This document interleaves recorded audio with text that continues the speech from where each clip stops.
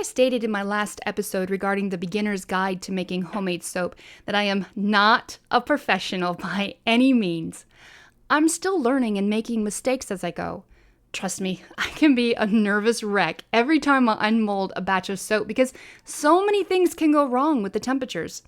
You know, like when you're making a bread dough, the temp inside the kitchen, along with humidity in the air, it affects how the yeast reacts, and therefore it affects how your dough is going to rise.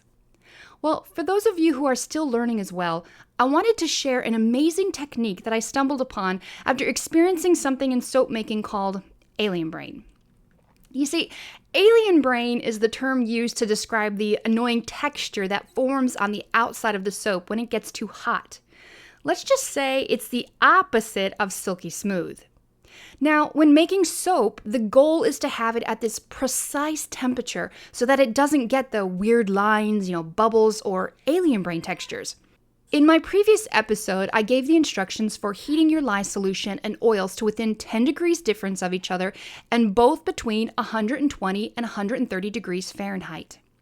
Oh, well, I've discovered that there's actually a simpler or more consistent way of mixing the oils called heat transfer, or also known as room temperature mixing.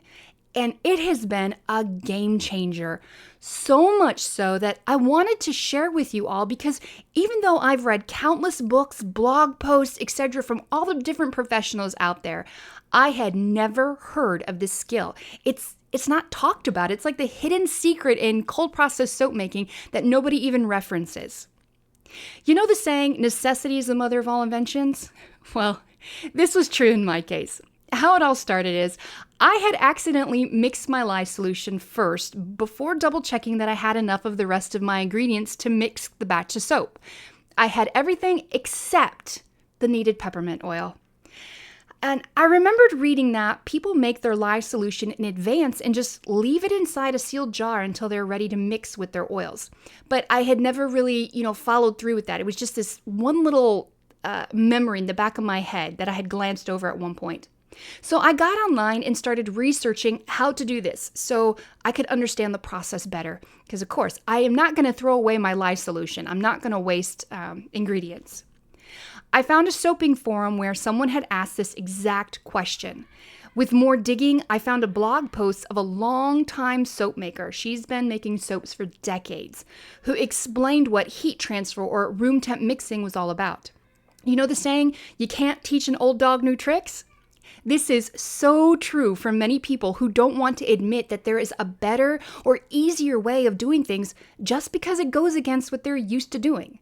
For this soaper who's been making cold processed soaps for such a long time and, as a staunch believer in making it the traditional way with the temperature regulation, for her to admit she had changed to the heat transfer method because it's better, that just speaks volumes. After trying out the method with several different recipes, some that had more hard oils, like the coconut oil, cocoa butter versus the liquid oils, I wanted to see, does it matter the different ratios? I have also come to the conclusion that this is the way to go. Seriously. Since changing over to this mixing method, all my soaps have turned out perfectly. No more hit or miss on texture or gelling. So here's how it works. First thing you've got to do is scratch everything you've ever heard about heating oils in lye solution. First thing, measure out your hard oils in a large mixing bowl. The second, measure out your liquid oils separately in another bowl.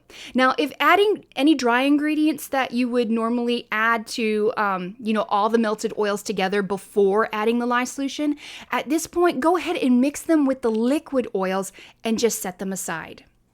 Step 3, measure out your essential oils into a small dish and set that aside. Step 4, measure out room temp water. And here's the thing, no more having to use cold water or ice cubes or anything like that.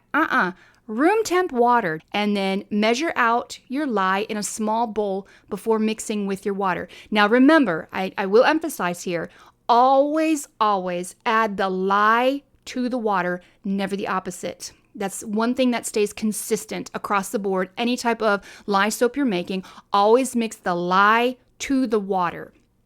Step 6 is going to be pour the lye solution over the hard oils and gently break up the chunks using your utensil of choice.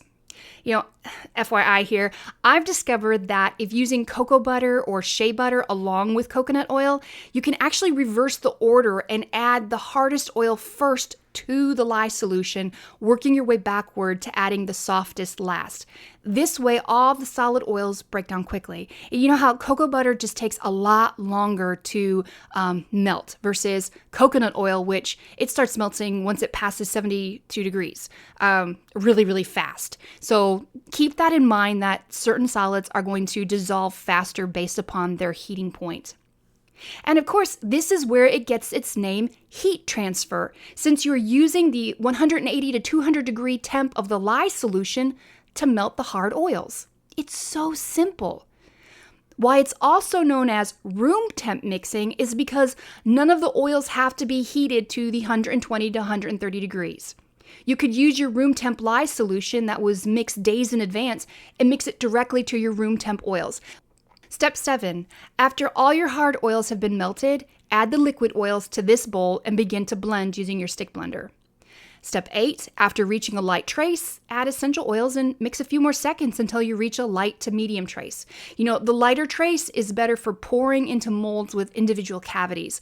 If you're doing something that's more of a loaf mold or an open like a box, just whatever, yeah, you can let it get thicker. It's not going to be hard to pour it into those shaped molds. But things that have more detail or smaller cavities, you want it to be more on the lighter side trace. Step 9, pour into your mold, cover with plastic wrap or a large piece of cardboard.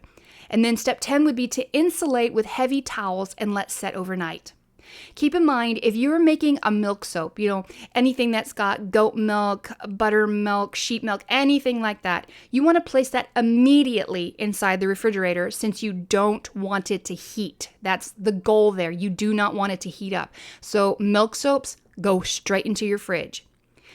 And another tip here is to help promote a gel phase in your non-milk soaps, you can place a heating pad set on low under your mold for about 30 minutes. Just don't forget to turn it off after the 30 minutes so it doesn't cause the soap to get too hot and, give you the dreaded alien brains or some other weird outcome that your soap's just not going to look perfect. So my final thoughts on this is, the pros versus the cons. Pros. No need to purchase a thermometer. There's no more constant temperature readings, going back and forth, making sure that both the lye solution and your oils are within 10 degrees of each other and both of them are between 120, 130. No more of that. It's easier to get the oils in the exact range of temperature because you're using the heat transfer or the straight up room temp mixing. It's, it's done. No more waiting to get everything within the desired temp range. Different recipes all come out the same without variances. No longer require heating the oils inside the microwave or a water bath on the stove, which saves time and it can save dishes. Your soap batter reaches trace much faster, which keeps your stick blender from getting too hot. For me, I have certain recipes that with the oils or fats I'm using, when they heat it up, they just don't like to reach trace, and I can keep blending and blending and blending. Now, I'm careful to make sure that the motor doesn't burn out on my stick blender by letting it rest, but it still gets hot to the point where the stick blender itself will start to feel like it's burning the palm of my hand just because you have to use it so long. So all of that's a pro. It doesn't happen when you're using the heat transfer or room temp mixing.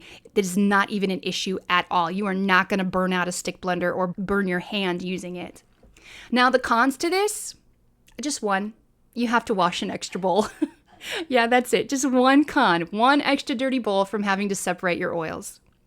My friend was telling me the story just a few weeks ago of how she went to visit the new Buff City soap company that opened up in the city close by us. And she said that when you walk into the store, you can watch them mixing up the soaps. And she said she was floored because she saw them pouring the lye solution straight over the hard oils. And I bust out laughing because it wasn't too long ago that I had just learned about this. I'm like, oh, they're using heat transfer, room temp mixing technique. I'm like, oh, so even the professionals, they are using this technique. And it's something you just do not hear about very frequently in soap making. It's just, It's like the hidden secret, the skeleton in the closet type thing. I hope this episode is a help to you out there. For episodes to come, just like and subscribe to our YouTube or podcast channels to follow us on our journey at www.thekinnardhomestead.com. But until next time, God bless.